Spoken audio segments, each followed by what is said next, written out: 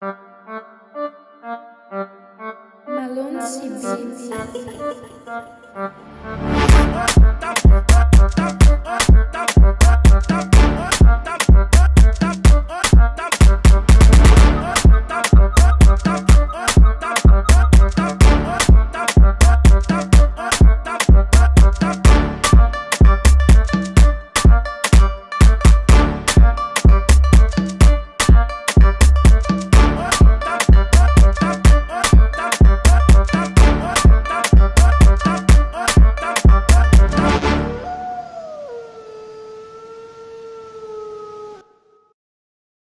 Anton, thanks dat je bij ons wilt instappen. Love, of love. dat je bij ons wou instappen, je zit er al in. Love, ja. Thanks hè. Stug. Ja, laten we gewoon bij het begin beginnen. Zoals bij iedereen. Anton de Bies, wat voor persoon is dat? Wauw, wat een persoon ben ik. Het is moeilijk om over jezelf te praten. Maar ik denk, ik kan heel druk zijn, heel veel energie. Ja? Maar dat heb ik door jaren, dat ik gegroeid ben, meer gedoseerd. Dus ook heel rustig. Ja. En gepassioneerd voor alles wat ik doe. Dat ben ik altijd met passie te doen. En zeer gefocust op mijn doelen. En die heel veel van mensen houdt. Echt een family man. Ja. En als young boy, wat voor persoon was je toen? Afschuwelijk van mijn ouders. Heel erg wild, heel erg stout bij de hand. Alles wat je kan bedenken. Ja. Als een kind, een jonge kind op Curaçao. Ik ben opgegroeid daar op Curaçao dus. Maar wel lief. Iedereen houdt van wel. Ja. Alle tantes, alle neven, alle nichtjes, alle neven. Iedereen houdt van mij en ik hou ook van hun. Dus ik kom ook uit groot. Jij was die aanwezige jongen in de familie? Ik was super aanwezig, echt super aanwezig. Grappig is, er is een familie, ik heb een oom, een broertje van mijn moeder, die was in zijn tijd, heb ik gehoord, heel erg op dezelfde manier werd ik ook heel stout bij de hand. Maar ook dat je het uiteindelijk gaat houden en heel veel lachen kan brengen in de familie. Wat is stout eigenlijk? Ik heb alles gedaan eigenlijk. Ik heb niemand, ik heb geen beroof gedaan, dus geen atraco, beroof. Ik heb nooit iemand neergeschoten of neergestoken, niks van dat, criminaliteit dingen, niks. Nooit gevochten op school? Gevochten wel, gevochten zeker. Ik was nooit onbeschoft tegen een ouder, dus dat kan ik echt met woorden echt hardop zeggen, nooit onbeschoft. Maar wel dat ik eerlijk was met wat ik wilde doen. Dus als ik een raam kapot heb gemaakt, dan zei ik van ik heb die raam kapot gemaakt omdat ik, ik weet niet, ik had het gevoel om dat te doen. Klinkt heel gek, maar ik denk, ik volgde mijn intuïtie heel erg al van jong af. Maar dat ging zonder ervaring, dus dat gaat altijd mis. Ja. Die jongetje was ik echt leven, heel veel buiten, heel veel buiten. Hoe hebben je ouders je dan opgevoed? Heel netjes. Kunnen we praten over ouders? Tuurlijk. Mijn papa en mama die zijn samen, ze zijn 28 jaar getrouwd, 35 jaar samen. Heel netjes voor mij. Je zit aan tafel, je eet, je koudt netjes met je mond dicht. Snap je? Je zit gewoon iedere dag naar school. Gewoon, je moet goede cijfers halen, je mag ook buiten spelen, weet je. Dus mijn vader was iemand die ons naar buiten toestuurt om, weet je, zich gewoon bij zijn malen bijvoorbeeld. Bij zijn malen bijvoorbeeld. Dus eigenlijk we gaan naar buiten en stout doen, maar niet dat hij dat bedoelde, maar gewoon, weet je, leef uit, weet je. Hij heeft dat gedaan ook in zijn jonge jaren, dus we mogen het ook doen. Maar dan ga je naar buiten, ga je voetballen, dan ga je vechten soms met de buren, jongen. Maar gewoon dat, man. Mooie fijne community ook, mijn oma. Curaçao, dus Je gaf zelf al aan van dat je zo'n stoute jongen bent geweest. Hoe zijn je ouders daarmee omgegaan? Met beide handen op hoofd, zo letterlijk zo. Ik werd zelf naar een dokter gestuurd om te checken of ik ADHD had. Op Curaçao? Op Curaçao, alles gebeurde op Curaçao. Ik ben getogen op Curaçao. Dus dat is geconstateerd dat ik het niet heb. Maar gewoon iets te veel energie had. Maar ze suggereerden mijn moeder toch, misschien kan hij nog een pilletje nemen om wat rustig te worden. En toen zei mijn moeder, nee. En de docent ook op school zei ook tegen mijn moeder om niet te doen, want anders word ik surfen. Dus maar ik werd wel behandeld door mijn karakter. Maar het ging goed op school, dus ieder jaar ging het gewoon over. Ja, ik ben wel een keertje blijven zitten, maar dat is heel andere dingen gebeurd. Maar het ging, al bij al ging gewoon goed op school. Ja. Ik deed mijn best. Voor hun, voor mij. Het was belangrijk toch? Ja. Uiteindelijk resultaten worden behaald. Ja, ik wil toch mijn best doen.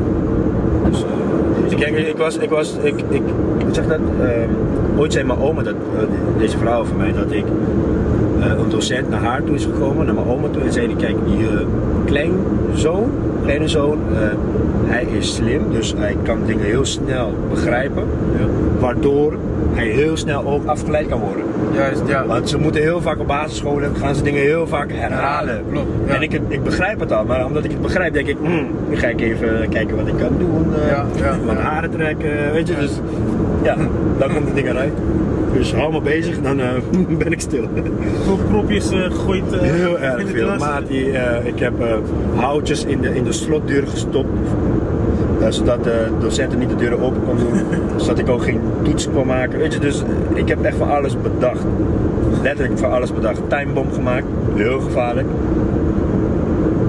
Do not try this at home. Maar letterlijk met een donderbos. Ik weet niet hoe en een sigaret. Ja? Je steekt een sigaret aan. Die mensen dat iets achterin met sigaret. Laat ze gewoon zitten in het toilet. Maar ja, als iemand er was. Ja, maar ik zat in de klas, hoor je zo. Boom! Nou, 3 minuten later zie je de directeur en directrice van onze school in de klas komen. De bies.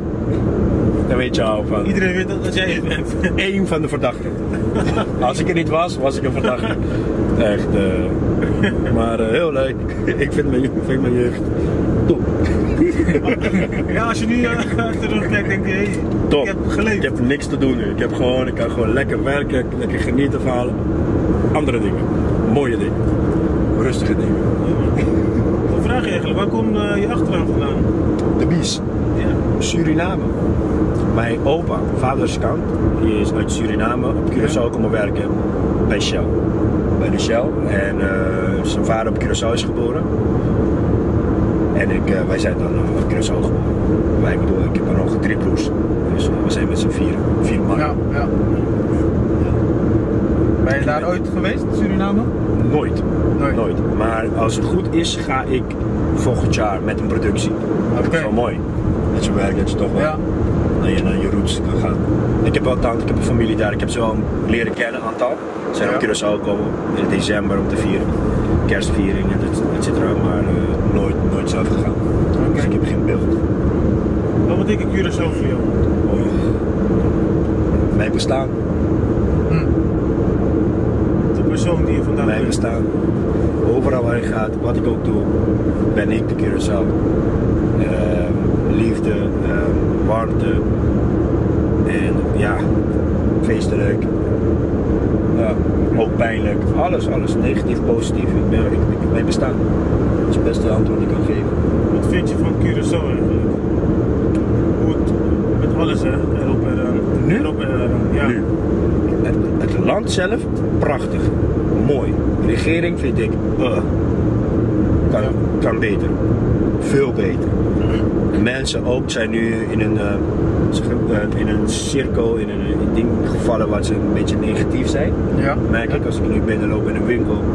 Maar iedereen heeft een beetje stress. Maar ik snap het ook. Ik snap heel veel mensen die zijn werkloos nu. Werkloosheid is omhoog gegaan. Dus ja, ik heb begrip voor ze. Dat is een mooie punt wat je ook noemt. Maar dan is mijn vraag, vind jij dat de regering, de overheid daar op Curaçao alleen verantwoordelijk is voor wat er gebeurt? Grotendeels wel. Want je ziet het al, ze investeren niet in de jongeren. Ja. Dus hoe kunnen we dan beter worden als je niet in de toekomst, ik zie de jongeren als de toekomst, als je niet in de toekomst investeert, dan gaat het altijd mis. Overal wat goed gaat, investeren ze heel veel in de jongeren.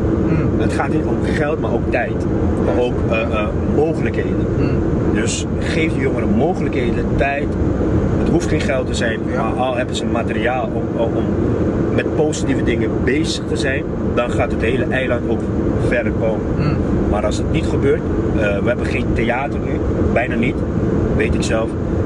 Met sport, nihil. Iedereen is nu blij met de Little League baseball, dat ze nu aan het presteren zijn. Want dat hebben ze ook in 2004 gedaan. En we zitten nu 15 jaar later. Is het beter geworden? Als ik vraag, nee. Dus het kan heel veel nog gebeuren daar. Vandaar dat ik zeg, ja, de overheid kan heel veel betekenen voor ons. Moeten de inwoners niet zelf ook een beetje opstaan? Met ideeën of iets? Ze zijn ermee bezig. Ja, ik denk het wel. Maar je wordt heel erg snel afgekraakt ook, als je iets wil gaan doen. Als een Curaçaoenaar daar. Ja. En vandaar dat er wat een paar mensen zeggen, je zou mensen dat sosteneren. Je naar mensen dat sosteneren. Dus ik krijg geen steun van mijn eigen mensen. Maar ja, je wordt heel snel gekraakt, begrijp je? Dus, hier in Nederland is het een beetje makkelijker. Je hebt een idee of je wil dat de jongeren actief blijven door alleen te hangen op straat. Kan je misschien stappen naar de wijkagent of je gaat naar iemand die verantwoordelijk is voor je wijk. En dan komt dat komt het al op gang. Zou dat niet zoiets in Curaçao moeten of zo? Ja, ik denk dat het wel gebeurt. Alleen als je dan die stappen maakt, wat ik ook zeg, ze moeten ergens toch komen waar ze toch financiering kunnen krijgen. Ja. Dat hebben ze zelf niet. En dat komt er niet. Of er komt er net heel weinig, waarbij je toch eigenlijk op hetzelfde punt komt te staan. Ja.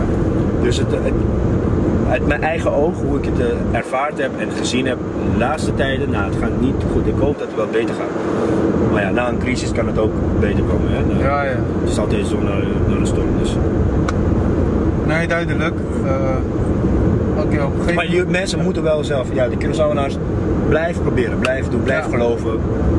Wij zijn mensen die echt gelovig zijn, dus met de keren doen ons die FV's op elkaar positief iets mooie bidden aan. Uiteindelijk. Zeker. Ja. Ja. Op een gegeven moment was je oud genoeg, denk ik, om de keuze te maken of je op Curaçao blijft of naar Nederland. Jij hebt de keuze zelf gemaakt, denk ik, om naar Nederland te komen. Waarom was dat zo? Ik heb ontdekt dat ik dan voor de vak theater, om acteur te worden, hier in Nederland kon studeren. Ja. Dat ben ik pas 2010 achtergekomen en in 2010 zelfs besloten dat ik in Nederland wil gaan verder studeren. Dus om acteur te worden ben ik naar Nederland gekomen. Okay. De mogelijkheden zijn er veel hier om te worden. En dat heb ik met beide handen gegrepen en dat ook gaan doen. En op welk moment ben je erachter gekomen dan? Of had je het gevoel van, hé, dat is wat ik wil gaan doen? Nou, ik begon mijn hele verhaal dat ik stout was bij Rama. Ik imiteerde ook heel veel van mijn familieleden. Ja. Onder andere een grote oma van mij, Mamai. Ik imiteerde al als de beste. Iedereen verwacht ik op 25 december bij de loodjes trekken, kerst, dat ik haar weer ga imiteren met haar tas. En dan ga ik haar doen hoe ze loopt. En ze was echt deze 2 stoelen. Ja. Lekkere oma. Dus ik was altijd mee bezig met acteren, maar nooit. En ik vertelde mijn moeder ook, ik vroeg mijn moeder heel vaak om een brief te sturen naar Pachi de Mon. Pachi de Mon is de comediant, of een van de grootste comedianten op Curaçao, van Curaçao. Heel veel dingen gedaan. Hij had toen de tijd Pachiristico, een programma op tv, Pachiristico, waarbij je sketches vertond. En ik wou erin spelen. Dus ik zei mijn moeder, schrijf een brief naar Pachi. En mijn moeder zei, ja, volgende week. Nooit gekomen. En 2006 deed ik mee voor mijn middelbare school, Maria College, als hun koning van de tienerparade. Ja. Samen met een koningin. En beide, koning en koningin gaan dan voor de school verdedigen om de titel, om de koning en koningin van Curaçao te worden. Ja. En dat ben ik geworden. Dus in die proces heb ik heel veel acteerlessen gekregen. Ik moest op het podium, ik heb sketches gedaan. Dus ik kreeg al een beetje vuur. Een beetje, hey, dit is leuk. Maar na de carnaval, gewoon thuis weer in de buurt, straat op. Ik had ezels. Toen de tijd, dus ik ging gewoon met mijn eens bemoeien. Niks meer met acteerdingen. En 2 jaar later, 2008, zag mijn moeder een advertentie in de krant dat ze op zoek zijn naar jongeren voor Curaçao Talent en Showbiz College. Dat was bestaat niet meer, onze jeugdtheatergroep. Dus, en mijn moeder zei, ja, je hebt sinds je 7 jaar heb je gedanst, dat heb ik ook gedaan. Ja. Ik dans al sinds mijn 7 jaar, salsa, merengue, montuno, wallis, polka, noem ze maar op, kan ik al. Ballet ook. Dus mijn moeder dacht, ja maar serieus, ik wil echt dansen worden. Maar dat is pas rond mijn 12 jaar ook weer weggegaan. Een docent, danseres, zei tegen mij, ja na je 30 ga je lijf niet zo echt goed functioneren, dus ga je alleen maar lessen moeten geven. Dacht ik, niks dat ik na mijn 30 al moet bedanken. Nee, ik moet gewoon iets wat ik op lange termijn tot mijn dood kan doen. En acteren kon. Dus ik ging naar de inschrijving en ik heb mezelf voor acteerlessen ingeschreven. En dat was een hele grote verrassing voor mijn moeder. En ik zei, dat je voor dans zou gaan. Want ze had letterlijk een discipline op de klas voor dans, zang of spel, acteren. En ik heb mezelf voor het spel gekozen. En toen ging de balletje rollen. En van de een naar andere begon ik met productie daar, speel ik voorstellingen. En toen werd ik gekoppeld aan een andere jongen, Donovan Bennett. En samen met hem werden we Donnie and Apple. Er is een filmpje op YouTube. Donnie and Apple? Ja, please. Do not share it. Dat is vreselijk. Maar wij vertellen moppen. Letterlijk op Curaçao. Weet je, stand-up. We zetten de beschrijving in. Ja, ik vertel het zelf. Maar, dus wij waren Donnie and Apple en wij vertellen moppen. Dus wij deden mee aan een talentenjacht Luna Ying, volle maan. Ja. Ik herinner me nog, Chris Strik was de MC destijds. Echt een mooie show. Wij wonnen de talentenjacht. Dus we werden de talent op Curaçao. Overal ingeboekt. Geboekt. Ja, ingeboekt. We zijn gaan spelen, echt overal. En uiteindelijk 2009, jaar daarna, kregen wij een gig om in Nederland in 5 theater te kunnen staan. Samen met Pachi de Mon en Vinci Stasia. Ja. 2 oude verdetten in het theater als comediaan. Het is jou gelukt. En samen met 2 jongeren. Ja. Dus toen stonden we in Stadsschouwburg Utrecht, Stadsschouwburg Dordrecht, Stadsschouwburg Tilburg, Amsterdam Theater Kraker en Rotterdam Zuidplein. Ja. En de laatste Zuidplein, toen ik daarin stond, was een grote zaal. En wij kwamen aan en de coulisse was nog dicht, dus ik kon niet de zaal zelf zien. Ja, juist. Ja. Het was gewoon in de middag, niemand was er, maar uiteindelijk zei de techniekman, nou laat die coulisse naar boven. De coulisse ging naar boven en ik zie alleen maar stoelen en nog een dek. Nou, sorry, maar als je op Curaçao geboren bent, dat zie je nooit. Dus dat was een heel groot ding. Ik was 17, dacht, wauw, ik moet vanavond hier moppen gaan vertellen. Luna Blauw is 220, dit is 3 maanden Luna Blauw. 600 mannen. Uitverkocht. En na die avond zei ik, dit is wat ik wil doen. Ik wil acteur worden. Raar hè, ik deed als comediant, maar ik koos letterlijk voor acteur, want ik volg ook toen Will Smith. Dus Will Smith is mijn idool, dus ik wilde als Will Smith worden. Dus zo is het gaan. Je bent liever voor comedy dus? Ik ben begonnen als comediant, ja, maar nu een grote switch gedaan, echt de acteurschool gedaan. Echt, maar ik hoop dat ik later ook en met een stand-up in het theater kan gaan spelen. En bedoel je meer als de genre? Ja, ik kijk heel erg veel stand-up. Echt van Richard Pryor tot Kevin Hart, Dave Chappelle is na Richard Pryor is Dave Chappelle voor mij. Daarna komt Eddie Murphy. Daar mogen we mee vechten, want het is legendarisch allebei. Ja man, je hebt veel, Steve Harvey is ook goed. Ze zijn een goeie. Wendy, super leuk. Ga je meer richten op komische films? Of alles? Nee, ik doe van alles. Ik doe wat ik leuk vind, maar ik denk ook voor mij ligt er meer aan de boodschap. Begrijp je? Dus het gaat niet om te lachen, maar het gaat om wat ik naar voren breng. Het kan op een humoristische manier naar voren komen, maar als het met een drama-dilemma komt, perfect. Het gaat om de boodschap. Het gaat voor de kwaliteit in plaats van de kwantiteit. Eigenlijk, als we even teruggaan, hoe was het leven eigenlijk voor jou toen je hier in Nederland kwam? Naar Nederland kwam? Heftig, man. Ik kwam hier aan in 2010, 26 augustus. En 6:15 met de KLM. En om 10 uur zat ik op school. En daarvoor had ik een middelbare school. Ik ging naar Maria College. Ja. Dat was een Nederlandse school. Maar ja, alleen maar in de boeken lees je alleen maar Nederlands. Ja, ja. Op schoolterrein, papiermens, thuis papiermens, overal papiermens. En na het tweede jaar ben ik naar Sky gegaan. Daar bleef ik ook zitten, want ik moest een jaar overdoen. Dat was een hele andere reden voor. Dus het was school in Papiamento. De enige papiamentschool op Curaçao. Dus uiteindelijk is mijn hersenen helemaal in het papiermens gaan verdelen. Echt letterlijk alles papiermens. Boeken gewoon papiermens, toetsen in papiermens. Thuis, theater deed ik ook al, papiermens. Dus alles was papiermens. Dus ik kwam hier aan en ik kon geen Nederlands spreken. Gewoon, ja, ik had honger misschien. Maar echt praten, gewoon zoals ik nu praat, lukte me gewoon niet. Dus ik deed gebaren. En een van mijn collega's, Yannick Jozefson, is ook een acteur. Hij kon een beetje Spaans. Hij woonde 8 maanden in Argentinië. Hij had familie ook in Argentinië. En hij moest dan vertalen in het Spaans. En het Spaans kan ik wel. Ja. Dus zo volg ik de les.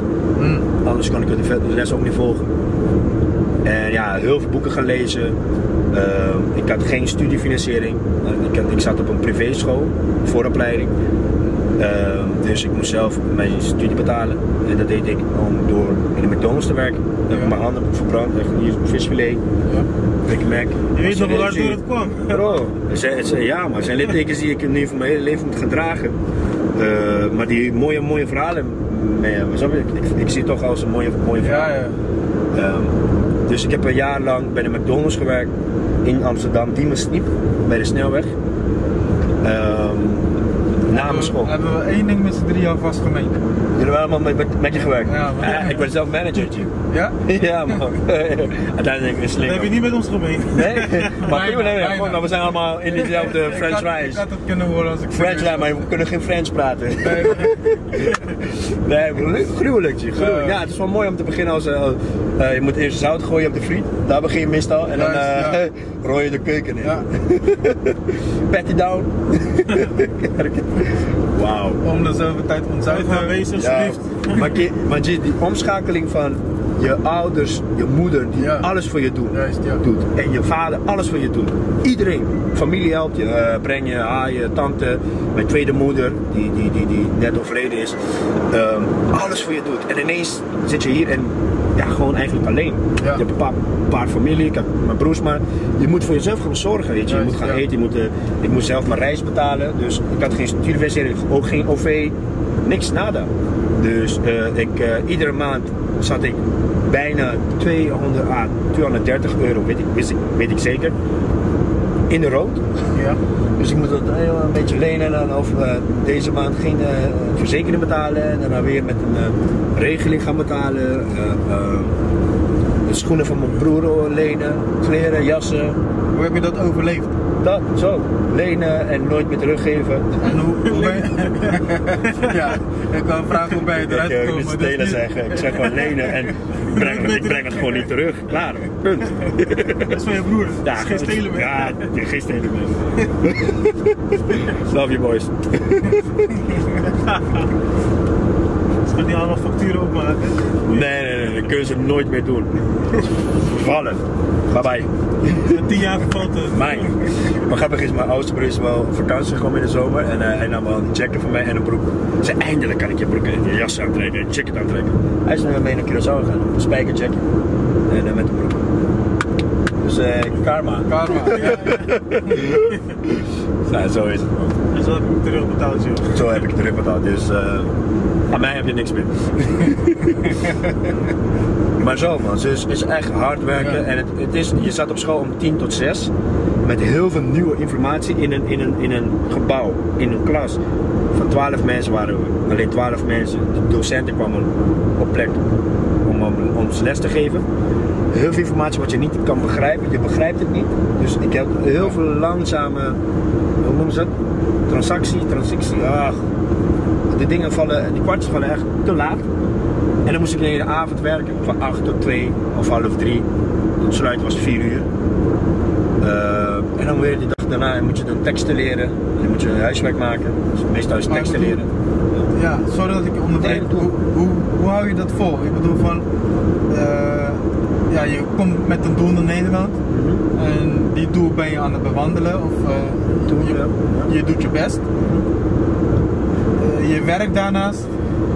En alsnog kom je maandelijks €230 ongeveer tekort. Wat doe je dan mentaal om toch door te gaan met hetgene wat je wilt doen en dat het dan toch lukt? Gewoon geloven dat dit niet voor altijd zou zijn. Ja, je had ook kunnen kiezen om iets anders te gaan doen om aan je geld te komen. Ja, precies. Nee, maar ik wou... het grappige is, ik ben zo iemand die ik heb mijn moeder verteld op Curaçao. Mijn moeder vroeg mij ook, maar we wisten al dat het best wel zwaar ging. Ja. Ik kan het een beetje peilen van tevoren. En ik zei tegen mijn moeder, luister, als ik 1 week, om mijn droom te kunnen bereiken, 1 week lang vanuit een potje pindakaas moet eten, dan doe ik dat, maar ik ga voor mijn droom. Ja. En weet je, soms vervloek ik mezelf, want ik heb ooit echt 1 week lang echt met pindakaas gegeten. Maar dit is geen grap, man, met huilende tranen, maar snap je dus, maar het is gewoon, het enige wat motiveerde me is die ochtend dat ik op school zat en weten dat ik heb de kans om mijn droom werkelijk te kunnen maken, acteur te worden. Tuurlijk waren de lessen ook heel zwaar, heel hard en ook heel hard, dat betekent heel goed. Dus dat stimuleerde me van, je voelt dat je iets leert, dus dan blijf je bij, snap je? En natuurlijk is je passie ook, dus dat helpt ook erbij. Maar ik geloof dus zo erg in mezelf. Er was 1 avond waarbij ik iedereen verteld is dat ik van mijn manager op de parkeerplaats moest gaan schoonmaken. Aan een parkeerplaats. Even met zo'n snapding. Knijpen ding, ja man.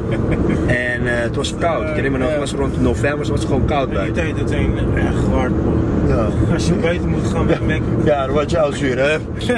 Zoek je alles op binnen. Als je nu al eraan denkt, Anton, rondje buiten alsjeblieft. Oh man, dan denk je, oh nee. En maar bro, er kwamen gewoon letterlijk tranen uit mijn ogen, maar ik voelde niet verdriet.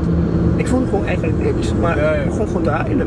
En ik dacht, wat gebeurde met mij? Dus alles wat ik binnen hield, moest eruit. Die dag. En dat is zo, die avonden, vergeet ik nooit. Vergeet ik nooit. Dat zegt heel veel dat ik ben een strijder van het licht. Ik ga gewoon door. Voor mijn droom. Als ik iets wil, niemand kan dat van me afnemen. Niemand. Nada. Zelfs God niet. Mijn leven kan het niet. That's it. Maar de gedachte om het te bereiken blijft. Ik zeg eerlijk, je inspireert mij nu al man. Ja, niemand. Met wat je allemaal aan het vertellen bent in ieder geval. Dat raakt mij wel in ieder geval. Ik krijg er zelf glazen ogen van. Maar het is hard man. Om te komen waar je wilt zijn. Als je echt wil gaan voor iets wat je wilt bereiken. Wauw, ik praat op die wijze. Zit ik wel met die emoties daar, maar het is echt. Ja, maar je kan je voorstellen, snap je, veel van die studenten, om eerlijk te zijn, komen ze met de SSC. Hebben ze ook niet zo veel, hebben ze ook niet ruimd. Maar ze gaan naar feestjes, ze hebben met elkaar in een kamer. Ik was gewoon alleen, snap je? Ik was gewoon alleen en ik moest werken. En ik kwam met 18 jaar hier, ik verdien €4,78. Ja, toen was het nog veel minder dan nu. En toen ik 19 werd, begon ik €5,12 te verdienen. Dus ik weet precies wat ik verdiende. En iedere maand wist ik ook precies wat ik zou gaan krijgen. Maar ik wist ook dat ik ook onder gaat zitten van mijn prioriteiten, van mijn kosten, van mijn verzekering, huur, eten, reizen. Ik reis heel erg zwaar, heel veel zwart. Donderdag niet in Amsterdam. Weet je, donderdag kom je niet bij de station. Er staan heel veel politie. Maar verder riskeer ik een beetje. En als ik toch een boete kreeg, had ik toch een broer die mij toch soms kon helpen. Want hij studeerde ook. Dus, en hij was ook vader, heel jong vader geworden. Dus dat was een beetje zwaar. Hoe bleef je op school? Hoe bleef je geconcentreerd op school? En plezier hebben. Je komt met bagage eigenlijk naar school. En niet alleen je boeken, maar ook van mijn rekeningen. Ja. Natuurlijk, op de toneelschool krijg je wel heel veel ruimte om je emotie naar buiten te brengen. In heel veel lessen. En dat heeft mij, nu dat ik makkelijk over mijn emotie kan praten, gemaakt. En 2, destijds hielp mij dat ik met dingen kon praten. Maar het ding is, als je in Curaçao komt, als een jongen, ik zweer, iedere student kan dit voor zich zien. Je bent best wel gesloten, je deelt dingen niet. Ja. Op Curaçao deel je dingen niet. Ja. En als je denkt, dit is geheim, voor ons is het geheim, weet je. Ja. Er is geen geheimpje. Hier heb je echt geheimpje. Vertel me een geheim van je. Nee, waarom moet ik het vertellen? Als je zegt het woord geheim, is het een geheim. Dus het was heel moeilijk om tot mijn woord. En ik kon Nederlands niet praten, dus dat was heel moeilijk om woordkeuze. Ja. Man. Ik ben doorheen. Had je ook heel veel gesprekken met je ouders die toch ver vandaan zijn, maar... Nee, ja, aan telefoon op zondag. Iedere zondag. Ja. Ik ben zo aan het werken. Ik werk tot 2:30, 4 uur soms light. Ja. Door de week, weekenden ook. Ja. En wat krijg je dan te horen? Anton Bien Kaasbergkantoor? Nee joh, drink je vitamine. Mijn mama zegt altijd, drink je vitamine. Zorg dat je vitamine drinkt. Ja man. Zorg dat je vitamine neemt. Nee, terugkomen. Ze hoort aan mij dat ik gewoon een strijder ben. Gedreven was. Ik was heel erg gedreven en ik wilde blijven. Ik wil gewoon doorheen gaan.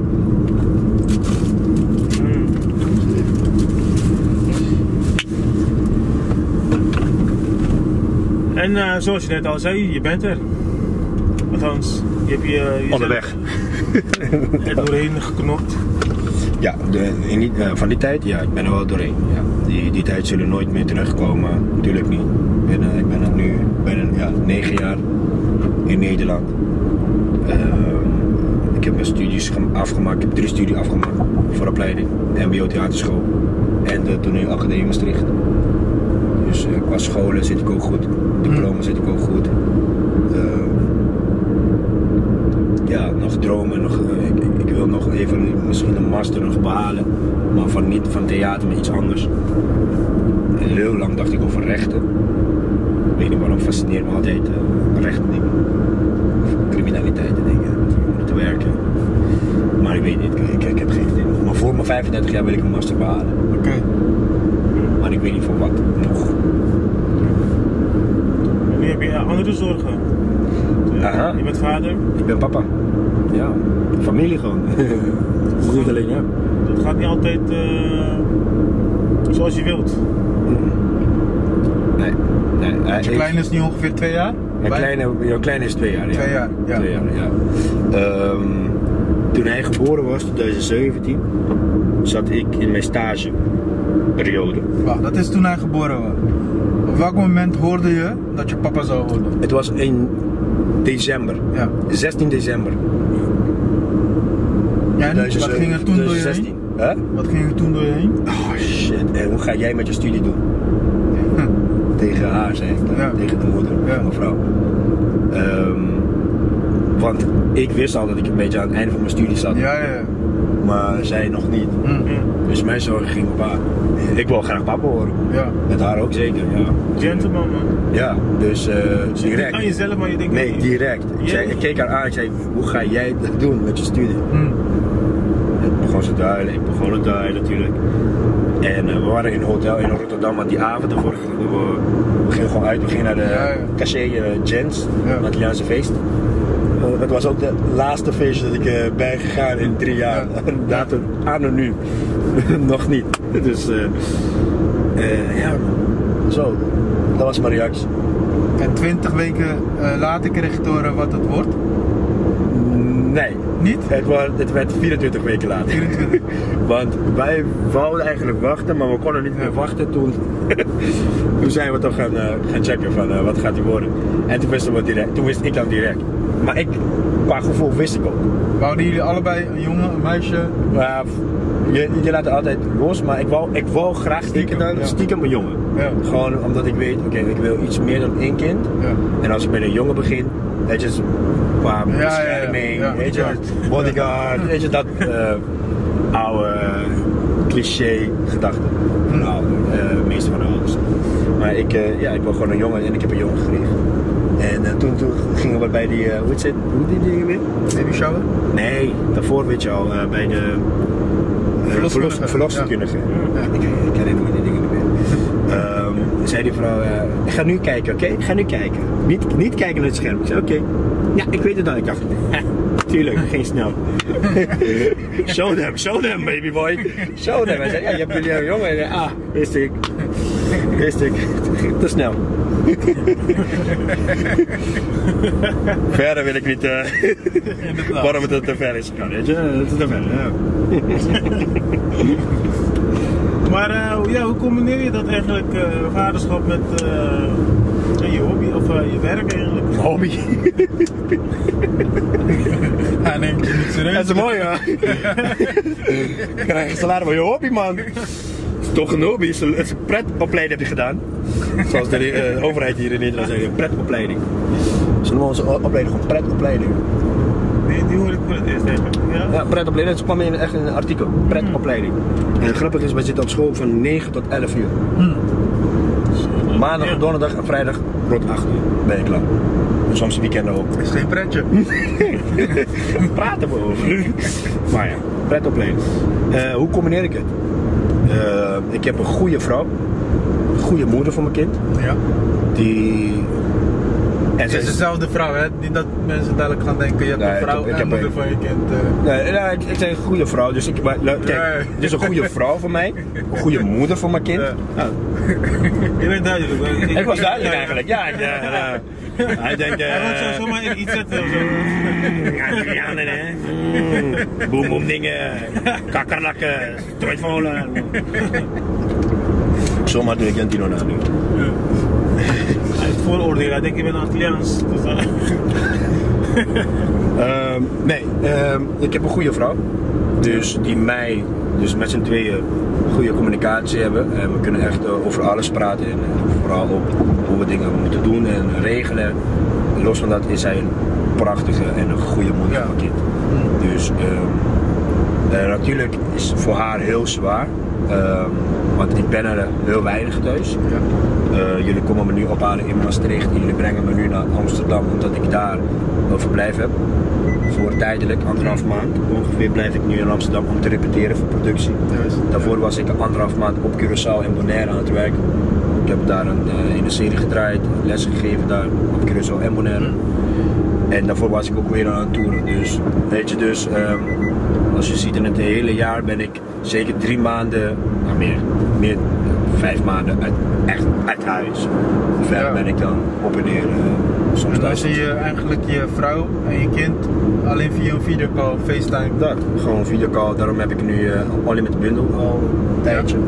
Dus internet gaat nooit op. Maar hoe doe je dat? Of ja, hoe doen jullie dat? Want zij voelt natuurlijk ook een leegte als jij er niet bent. Ja, heel erg. En je kleine die voelt dat ook natuurlijk. Je improviseert. Ja. Je vraagt aan onze ouders hoe zij dat gedaan hebben, wisten ze ook niet. Dus je improviseert, weet je. Je krijgt een kind, jullie willen beide graag een kind. Ja. Een kind komt er, hij is er. En dan moet je gaan verzorgen voor iemand die niet voor zichzelf kan zorgen. Ja. En ook voor jezelf verzorgen. Dus wat ik doe is proberen dat zij ook actief blijft met sporten, fysiek, goed eet. Slapen gaat nu even nog minder, omdat die jongen nog soms twee keer per avond wakker wordt. Ja, dan hebben we nog... Ik denk dat ik als man, als de vader, alles wat ze zei, alles wat de moeder zegt tegen mij, mijn vrouw tegen me zegt, gewoon aanneem zoals het is. Dus niks proberen mooi te maken van oké, ze heeft het zwaar, ik snap, begrijp het. En hoe kan ik dat verminderen? Verminderen, ja. Dus dan ga ik er iets improviseren voor oplossen, dat ik toch wel in het weekend thuis ben. Vorige week was ik al een week aan het repeteren, waren zij met mij meegegaan. Weet je, dus dan, na de repetitie ben ik thuis gewoon met hun.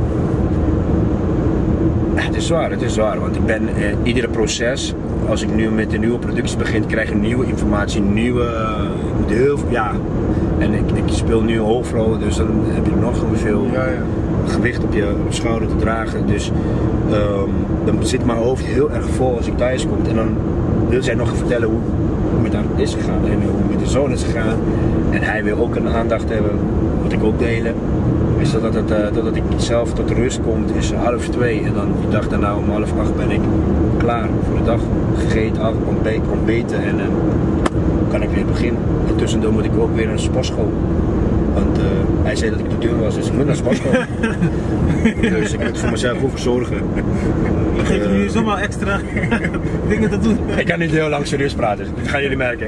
Ik stuur altijd iets wat een mooie glimlach erop. Maar jij komt elke dag thuis met bloemen? Nee, af en toe. Van een soort gebaar van dankjewel. Ja, af en toe. Maar ik denk, kijk, je kan heel veel manieren bedanken. Hè? Je kan het, met bloemen doe ik ook. Ik ben een romantische man daarin. Maar ook met aandacht. Ja. Maar ook met vragen. Met heel kleine dingen. Dus ik neem, laat me zeggen, ik ga naar de supermarkt vanochtend. Ik haal een broodje voor mij. Ik haal mijn boodschappen voor de week. En dan haal ik iets lekkers voor haar, weet je. Ja, ja. Ik weet, dit gaat daar. Ik heb een taartje gewoon gebracht. Ja. En dan gewoon, boem, kijk, voor haar neus. En zo. Ja, kijk, that's it. That's it. Dus het kan heel subtiel zijn. Dus ja. Ik ken mijn vrouw goed, dus dat is hem. Hè. Ik heb heel erg goed op haar opgelet. En dat ik haar precies weet hoe ik haar gelukkig kan maken. En soms gewoon een flesje water. Ik zie dat je gewoon dorst hebt. Weet je, je mag een grap van warm. Ja, ja. Dus ja. En soms neem ik haar mee. Gewoon ergens in een hotel of ergens. We zijn naar Malaga gegaan ook met z'n tweeën. Dan zorgen we ook dat wij iemand voor de kind kan oppassen. En dan gaan we met z'n tweeën oppakken. Uit Nederland. Voor een weekendje. Ik denk dat dat ook belangrijk is als je het staande wilt houden. Zeker. En mijn filosofie was, voordat ik echt vader werd, voordat hij echt op aarde is gekomen, zolang ik de moeder, mijn vrouw, gelukkig maak, is mijn zoon gelukkig. Ja. Dus ik wil niet mijn zoon gelukkig zien, ik wil de moeder gelukkig zien. Ik wil mijn vrouw gelukkig zien. Als zij gelukkig is, 100% is mijn kind gelukkig. Dus alles wat ik doe is voor haar. En het gaat zo'n spiraal. En zij maakt dan hem gelukkig. En hij maakt ons gelukkig. Maar ik let op haar. Ja, ja. En zij is er. En meestal wat ik hoor is dat mensen gewoon nu hun kind gaan kijken van dit is voor mij, dit is mijn kind. En jij bent gewoon partner, klaar. Hey, zij was ervoor. Zij is degene waar ik ermee wil opbouwen. Ja, ja, ja. Dus en ik doe ook niet perfect hoor. Ik bedoel, ik ben ook als ik thuis ben. Maar je zegt het wel perfect. Ja, maar met die gedachtegangen probeer ik toch wel mijn leven te leiden. Het zijn mooie woorden, dat wil ik ermee zeggen. Het zijn mooie woorden. Want als man zijnde, wij kennen het allemaal wel denk ik. Dat zijn niet de eerste gedachten die wij mannen in ons hoofd hebben. Ja. Algemene mannen. Nee, precies. Nee, dat probeer ik wel. Ik probeer gewoon mijn vrouw gelukkig te maken. En verder is mijn hele huis een peaceful place to be. Ja. Het is volgens mij belangrijk als acteur zijnde om sterke vrouwen achter je te hebben. Ik denk het wel, want ik ben een zeer emotionele heer. Heel erg emotioneel. Ik voel dingen aan. Bij wie kan ik chillen, maar niet. Ja, ja. En ik ben er eerlijk in. Kan je met ons chillen? Huh? Je chillt al met ons. Je hebt geen keuze nu. Jij praat ook over Antillianen dingen, zijn enige moeder. Ik weet niet moois. Zet me gewoon hier. Die kan ik je behandelen. Nee, tuurlijk kan ik met jullie chillen. Nee, maar ik wist direct dat ik met jullie kan chillen. Daarom zei ik ook ja. Ja. Het voel gewoon, ik voel het. Ja, ja. Anders zou ik toch overwegen van, schat, luister, ik heb een bericht gekregen van deze. Nee, het was gelijk ja. Stiekem ging het wel zo. Sorry? Ik zeg stiekem ging het wel zo. Nee. Je hebt heel snel, ik heb heel snel gereageerd en dan weet ik ook dat ik het leuk vind om om dit te doen. Dus ja, nee, maar ik ben een heel gevoelige persoon. Ik voel dingen aan. En het is mij nooit gelukt dat het mis was. Dus als het ooit gebeurt, dan laat ik jullie weten. Maar tot nu toe, nooit. En met die intuïtie ben ik ook gaan studeren, weet je. Ben ik mijn stap gemaakt in het vak. En luister, we hebben een hele gedeelte praten over mijn vrouw en mijn kind. Maar tijdens de studie krijg je ook heel veel dingen op je bord. Hè. Ik kreeg heel veel dingen op mijn bord. Dus ik moest heel veel dingen aanpassen, mengen.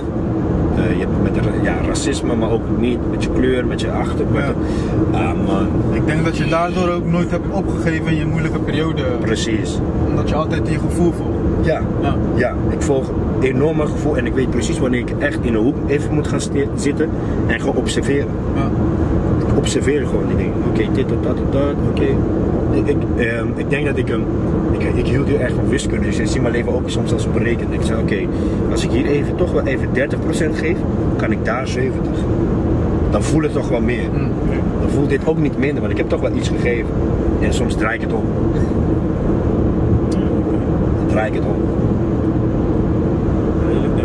Wat ik tof vind en leuk om te zien is, de eerste vraag die we stellen is, wie ben jij als persoon? Bijna al onze gasten vinden het een moeilijke vraag om te beantwoorden. Maar nu zijn we 3 kwartier verder, heb je toch eigenlijk verteld wat voor persoon je bent. Ja. Nee, maar in mijn werk, ik praat heel vaak wie ik ben. Omdat ik van daaruit vertrek naar een personage. Om een personage te spelen, ik moet mezelf eerst begrijpen voordat ik de personage kan begrijpen. En ook met al mijn darkness en ook mijn brightness. Beide. Dus daar moet ik echt heel eerlijk in zijn.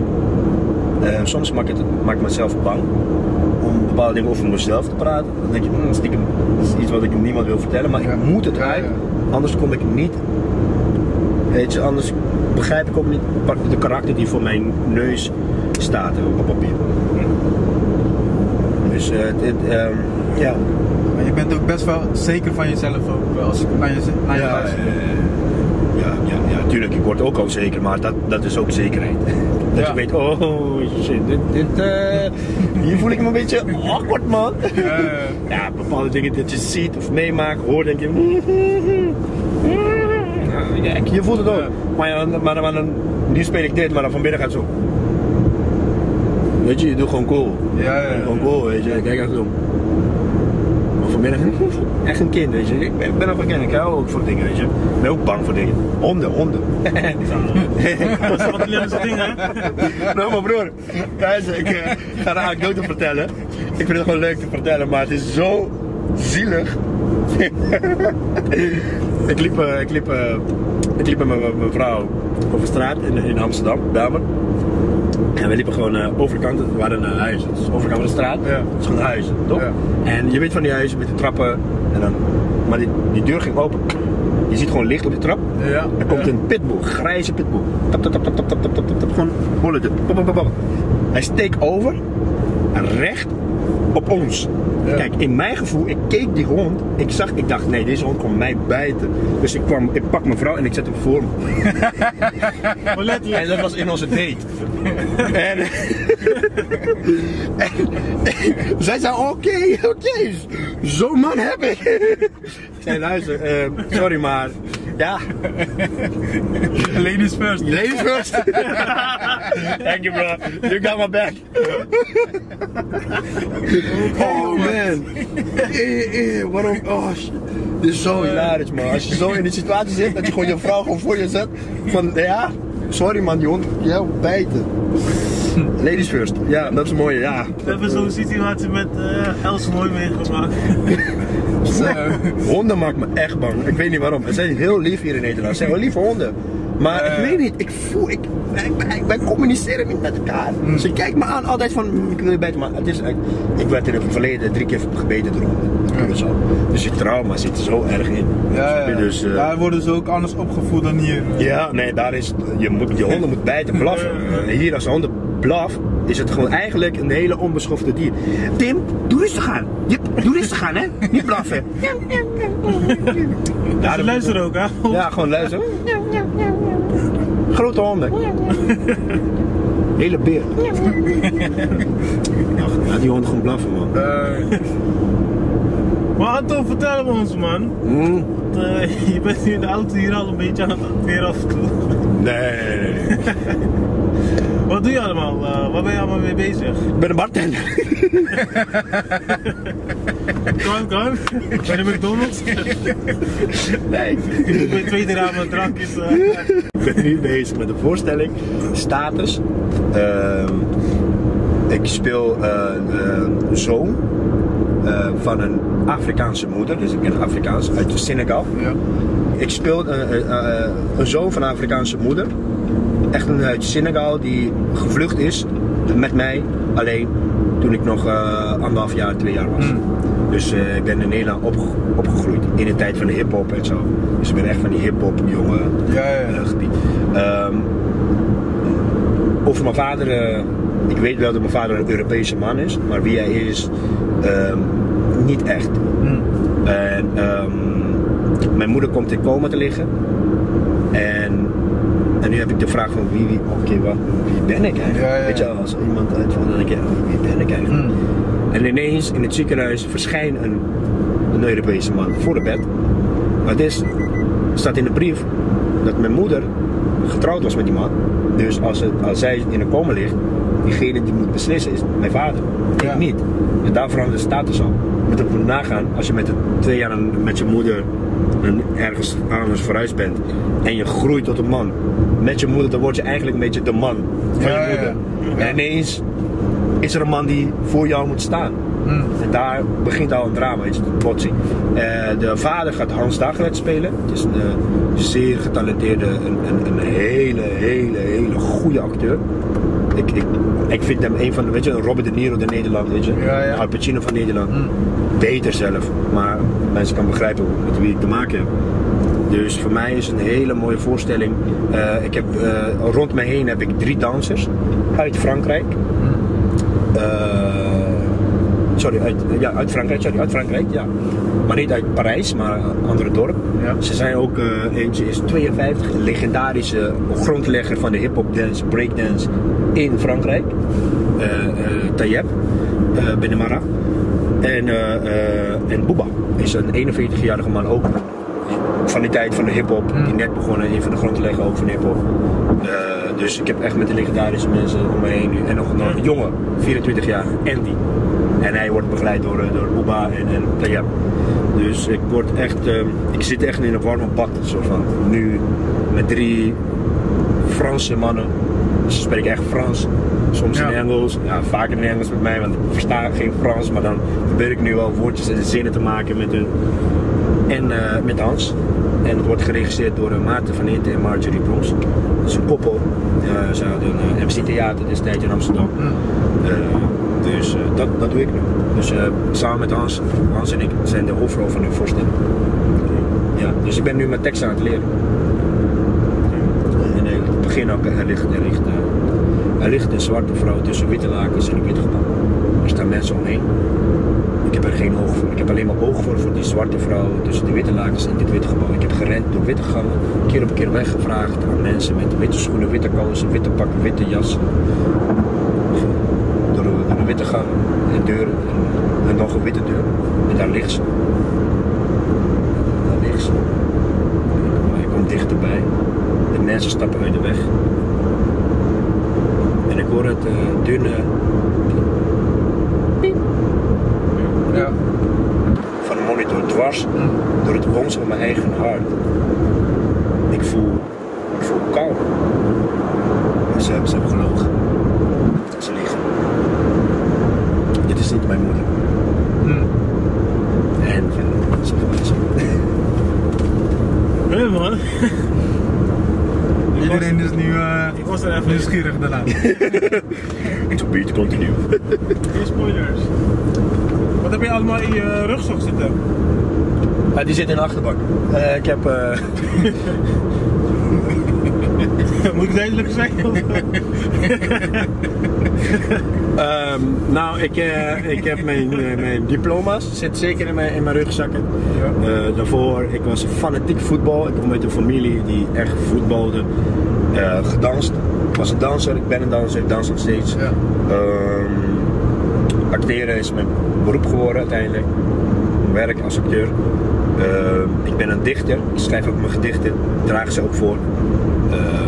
Ik heb 2016, 3 jaar geleden voor het Curaçaose Huis een gedicht voor onze vlag geschreven en ook Oké. daar werd ook gevraagd voor, weet je, dus dat ben ik ook.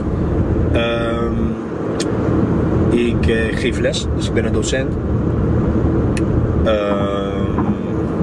Ik ben een vader, Ik ben een zoon, ik ben een broertje, ik ben een broer.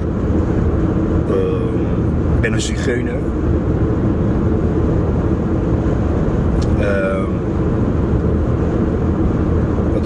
Wat nog meer? Ik heb uiteindelijk in 2013 mijn eerste professionele film gemaakt, Mi Culpa. En dat werd heel goed gevangen door het publiek. Daar heb ik ook op Curaçao gedraaid. Dat zijn geen papiermens, maar een Nederlandse productie. Heeft Nederlands 3 gedraaid ook destijds, 2013. Je kan het nog zien.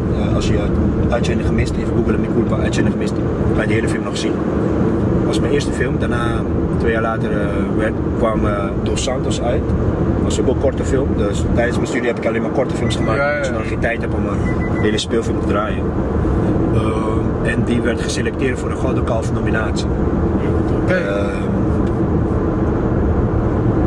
Daarnaast heb ik overal in ook in een serie gespeeld. Net een serie, voor een YouTube. Baas boven baas? Ja. En daarnaast heb ik nu voor Smeres seizoen 5 heb ik ook een rolletje in kunnen confisceren. Heb ik op Bonaire gedraaid. Dat is heel erg dope. Echt mooie mensen. Ik heb ook een korte film voor mijn broer, Arabaanse broer, Mario Gonçalves. Net die uit is. Het is nu geselecteerd voor een nominatie voor een studentencompetitie op de Nederlandse Filmfestival. Patroon. Daar speel ik ook de beste vriend van de hoofdrol. Grappig is, diegene die hoofdrol speelt, Althea Pieters, hij speelde mijn broertje in Mi Culpa. Oké. Ja. Dus prachtig om te zien, ook hij ook een upcoming star is. Wat nog meer? Misschien ben ik voorstellingen, vastgoed BV gedaan. Flikker Rotterdam ook gedaan. Een aflevering inderdaad. Ja, dus misschien ben ik ook oud. En daarvoor, ik gooi je nog, dit is wel een van de leukste. Curaçaose Macamba. Dat was niet echt professioneel, dat was eigenlijk voor Gianno Silvani. Maar hij zou nog moeten studeren nog destijds, dus 13 ook. Samen met Cesar van de Eerste Play. En Chip hebben we een korte film gemaakt, Curaçaose Macamba. Dat is ook heel erg leuk. Ik vind het zelf leuk, dat vind ik leuk. Volgens mij heb ik het ook gezien.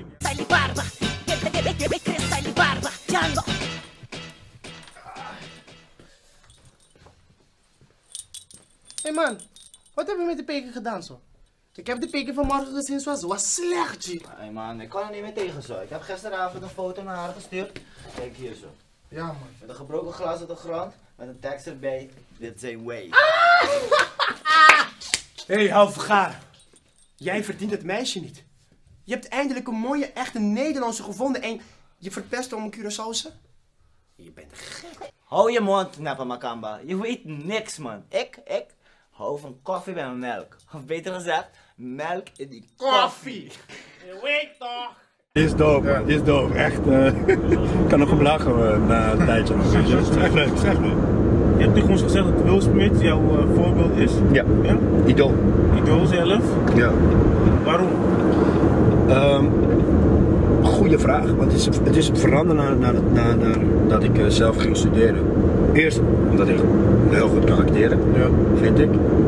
Maar los van dat ook hoe hij zijn carrière heeft opgebouwd. Ik denk dat jij een film van hem zeker hebt gekeken. Dat je dat misschien nog steeds aan het kijken bent. Pursuit of Happiness. Pursuit of Happiness. Ik denk dat het een beetje bij jou past. Ik zou zeker zo'n film willen maken, maar echt heel erg. Hij bedoelt met je leven te maken dat zo'n beetje naar jou eigenlijk... Over mijzelf? Wauw. Nee. Nee? Weet je het niet? Nee, het verhaallijn van hoe hij strijdt om zijn zoontje op te voeden, om voor hem te kunnen zorgen. En alles probeert om aan zijn werk te komen. En zijn droom achterna blijft gaan. Oh, je zet me wel te denken. Maar ik zie het, ja. Je kijkt niet naar jezelf. Ja. Misschien moet iemand anders het zien en dat gaan maken, dat vind ik dope. Maar niet dat ik zelf dat zou gaan maken. Heb je? Ik vind het een beetje raar. Ik weet niet waarom. Om met zelf te spelen bedoel je? Nee, gewoon dat ik gewoon zelf bedenk, ik ga een film op mijn leven maken. Oh ja. Nee. Ja, maar vind je niet dat die film een beetje als we jouw verhaal vertelt, denk ik. Als we Ik denk- even naar jouw verhaal Ja. luisteren, jouw leven, hoe het allemaal gegaan is en dat als je naar die film kijkt, dan denk je, hey, zo gaat het inderdaad in de... Ja, het kan. Het was wel- ik moest heel erg strijden. Kijk, ja, om toneelschool te behalen zelf, om daar te komen. En daar een stoel te krijgen. Ik bedoel, 600 mensen kwamen auditeren en ze Ja. nemen 14 mensen aan. En je hebt een taalachterstand. 600 mensen Ja, in ieder en geval dan nemen ze kwart- 14 aan. Ja man, dat wordt de klas. Waarom geen 15? Nee, 14. Serieus, 14. 14. Dat zijn er veel. Ja, en soms kwam de klas uiteindelijk na 4 jaar uit met 8 mensen of 6. Het vallen we ook weer mensen uit.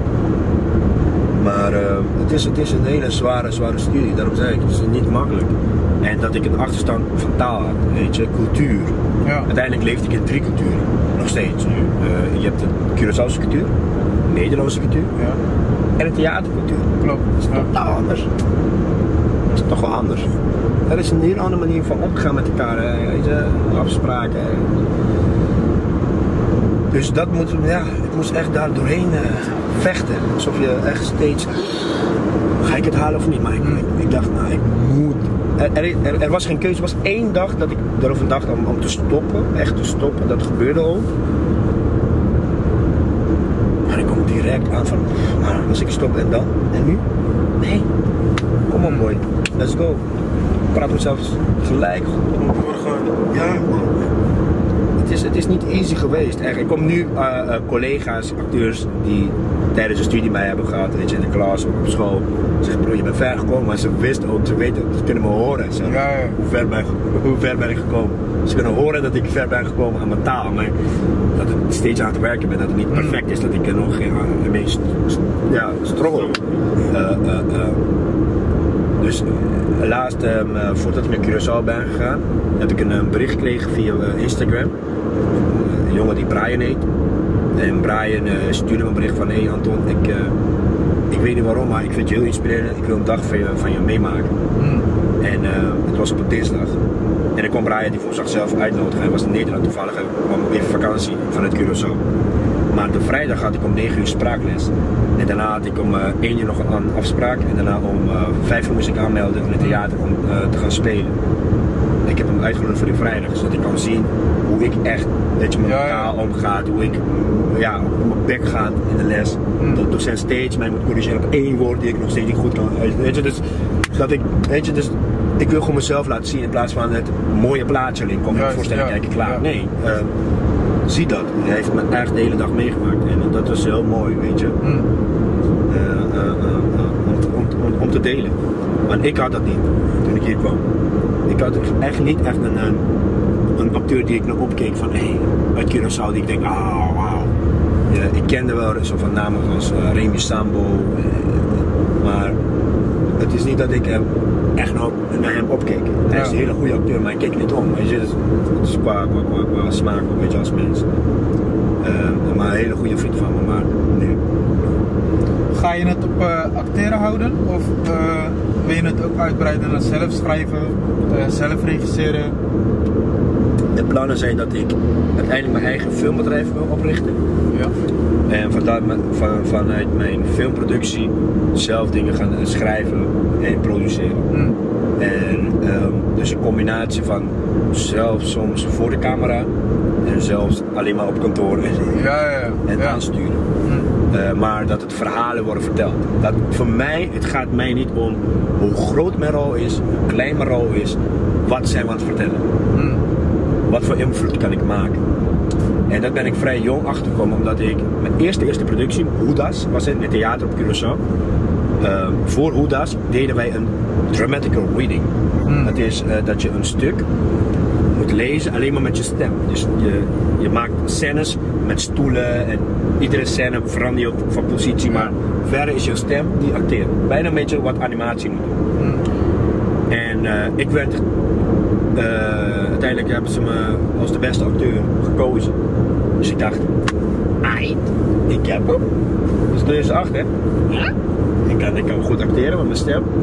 Dus ik verwacht dat ik, wanneer wij het echt die stuk ging maken, dat ik een goede rol kreeg. Ja. Ik werd een van de grootste rollen ever, een politie. Ik kom letterlijk in totaal 7 minuten van een stuk van 1,5 uur. Ja, maar toen, voordat ik die rol kreeg, zeiden ja, je wordt de politie. Ik zei, nee joh, ik kom nooit meer. Toen zei John Nachtegaal, degene die mij ontdekt heeft en ook lesgegeven heeft. Ja.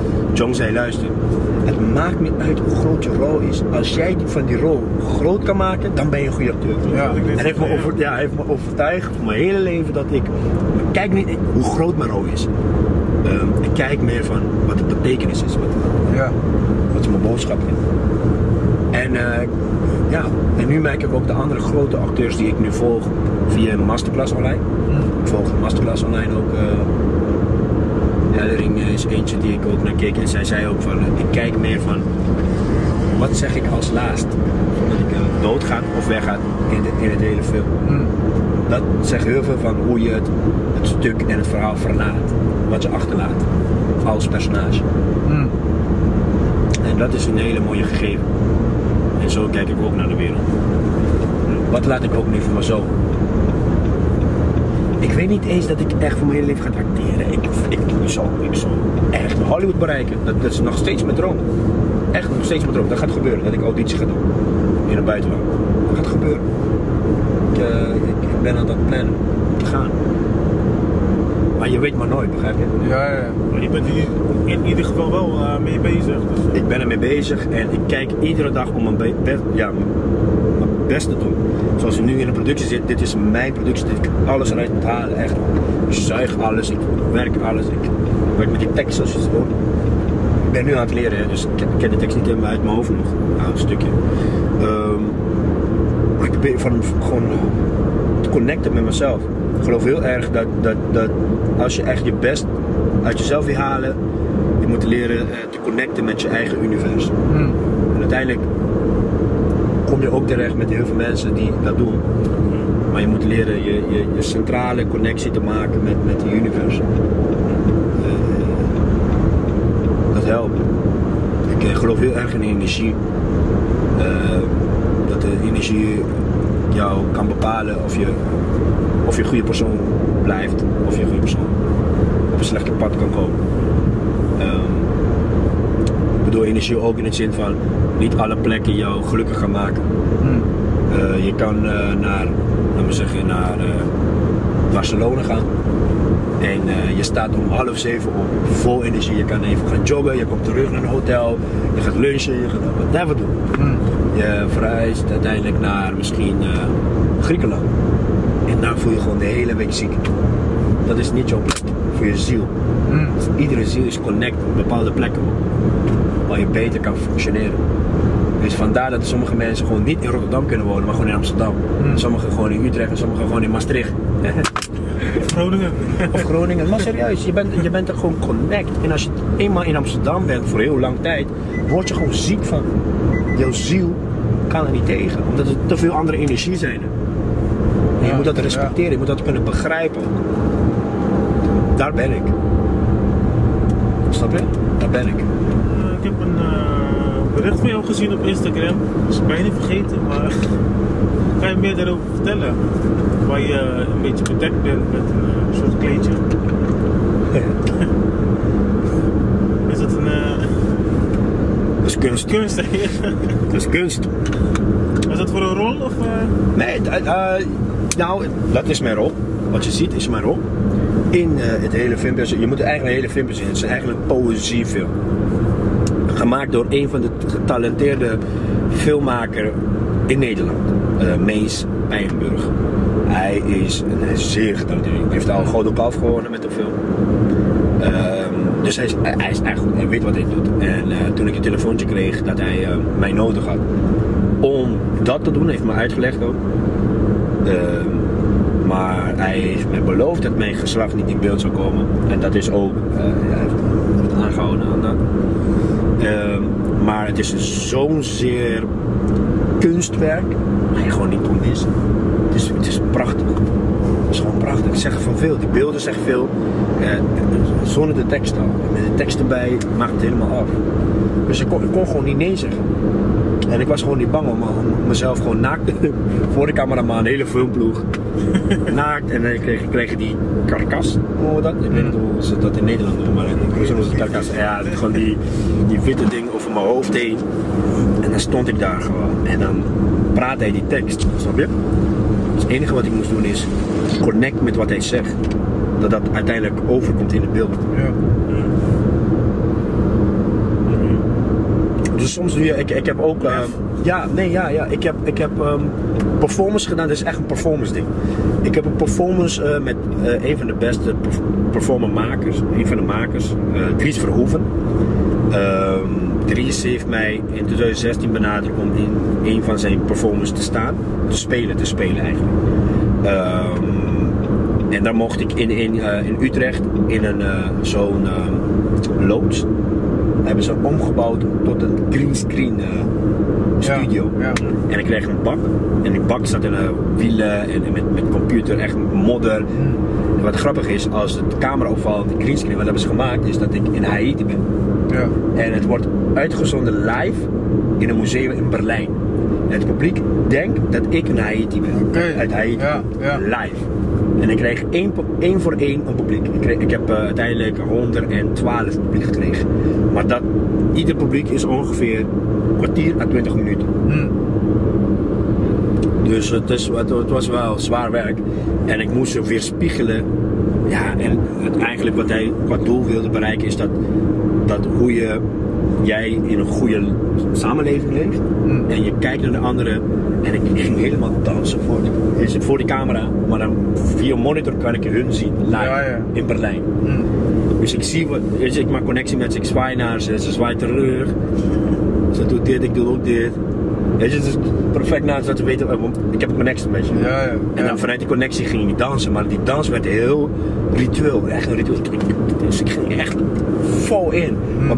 Waarbij het heel pijnlijk wordt dat je in Berlijn met een goede, ja, je zit in een rijke land en je kijkt naar een arme jongen, helemaal vies onder modder, die voor jou aan het dansen bent, echt los. Iedere keer was ik kapot moe, maar omdat ik vol inging. Dus dat is ook een manier van werken met kunst. Er zijn kunstendingen. Ik ben een kunstenaar ook, weet je, los van acteur, ik ben gewoon een kunstenaar. Dus dat is een heel mooie ervaring. Weet je, dat maak je niet mee als acteur. Ja. Dat zijn echt performance dingen. Zonder teksten, gewoon je lijf, je lichaam, connectie, je ogen, gewoon je spirit gebruiken. Ja. Dan raakten mensen echt diep. 1 avond voor de première. Ik heb een huis in een Airbnb gekregen in Utrecht, waar ik kon slapen. Maar die dag daarna, bij de première zou pers zijn. En we waren om 8:30 klaar, s'avonds, in Utrecht. En ik heb mijn vrouw 3 weken niet gezien. Dus ik wou heel graag bij haar slapen. Dus ik spring in de trein.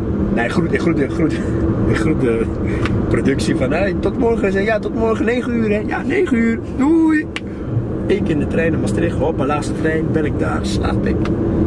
En mijn vrouw vroeg me, hoe laat moet je dan heen? Ik zei, ja, 9 uur moet ik spelen. Dus ik was de dag voor de repetitie 8:30 s'avonds klaar. Dus ik dacht, 9 uur s'avonds.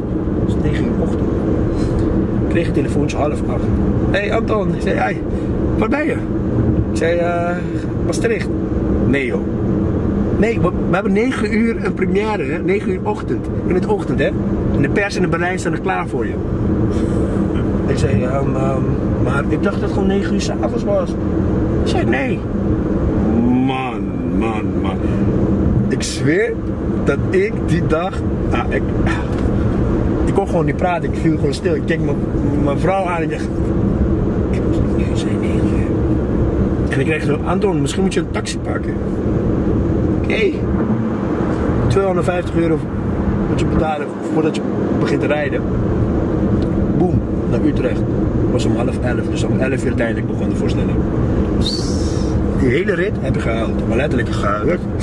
Mijn carrière is vernietigd, man. En die taxichauffeur die probeerde mij te sussen van, hé jongen, wij maken allemaal fouten. En heel lief, echt, was een Turken, maar hij vond echt, wauw man.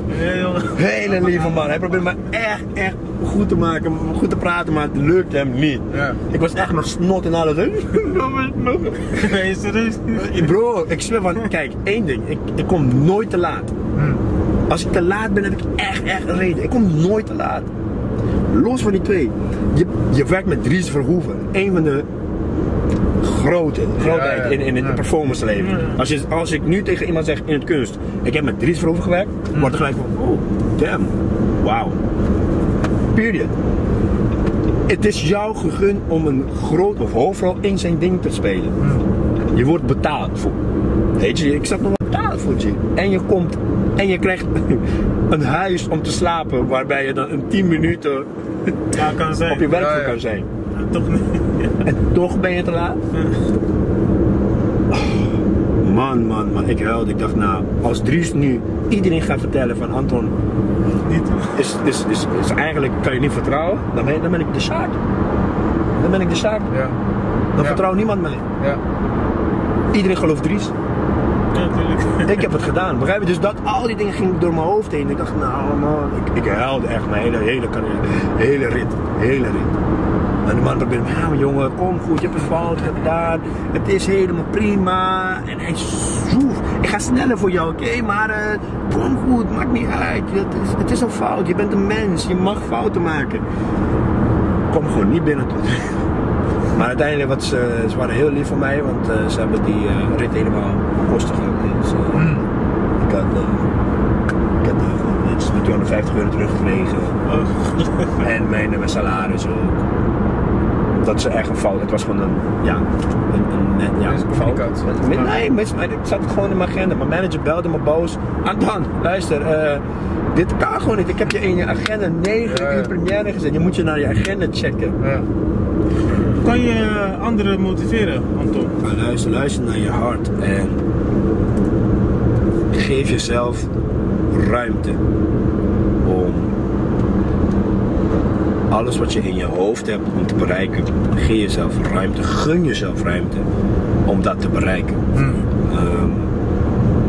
Niemand die succesvol is of die succesvol wil worden, bereikt dat in 1 keer. Als dat gebeurt, hebben ze juist geen ervaring.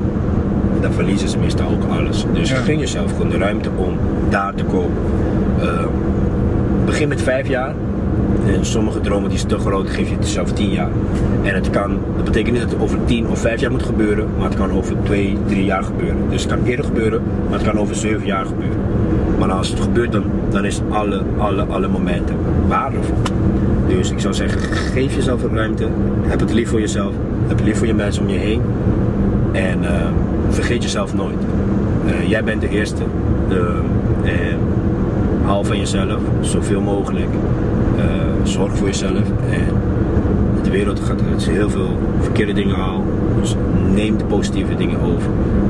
En weet dat ik ook van jullie hou. Dus love. Duidelijke taal. Zie, ik heb heel serieus. Jij neemt me gewoon niet serieus. Nee, Moet je een beetje water op je hoofd? Ik ga gelijk doen wat je zegt. Nee, mooi man, duidelijke taal. Echt mooi. Echt mooi man. Waar kunnen mensen je volgen? Facebook. Of stalken? Nee, stalken niet. Volgen wel. Anton de Bies. Mijn Facebook is eigenlijk over iedereen nog. En ik heb een Facebook pagina. Anton #ActAlive The Bies. Dat is mijn pagina. En mijn Instagram is Anton de Bies 03. Want ik ben op 3 november jarig. Stuur cadeau. Stuur tikkies. Ja, verder Twitter, daar doe ik niet aan. Dat doe je niet aan. Nee, dat is Nee, te veel. goed. Duidelijk. En je kunt me bellen, nee. Ja, 06? 06 0900. Saai. Maar ja, dat. Mensen, Ik wil jullie ook even bedanken. Wacht even, tuurlijk, jullie doen wel goede dingen hoor. Dit zijn mooie dingen dat jullie als jonge gasten, jonge Curaçaoenaars deze platform bieden om andere jongeren en jonge Antillianen en Curaçaoenaars te stimuleren en te motiveren en te inspireren. Ik denk dat jullie echt gouden hart hebben en als broers dit samen kunnen voor elkaar krijgen. Ik zweer, niet alles kan ik krijgen met mijn 3 andere broers. Samen eten lukt het nog. maar dat jullie gewoon samen bij elkaar zo kunnen zijn. Jullie houden zo van elkaar, die liefde van broers, dat is mooi om te zien. Thanks man. Dat is mooi. Al zeggen jullie zelf ook niet tegen elkaar, maar je ziet het wel. het gaat niet altijd... Ja, hij wil zijn bril niet uittrekken, heet hoor. Hij doet dit doen. Ja, ik kan hem niet eens zien, ik zie dubbel. Hij ziet tweelingen, hij is één persoon. Maar goed. Love man. Nee man. Thanks. Thanks. Dat delen jullie. Kijkers, ja, ik wil jullie bedanken voor het kijken nogmaals. En vergeet niet te abonneren op ons kanaal. Want er komen nog meer dingen aan, nog meer afleveringen. Dus abonneer op ons kanaal, dan kun je ons blijven volgen. En ja, volg Anton.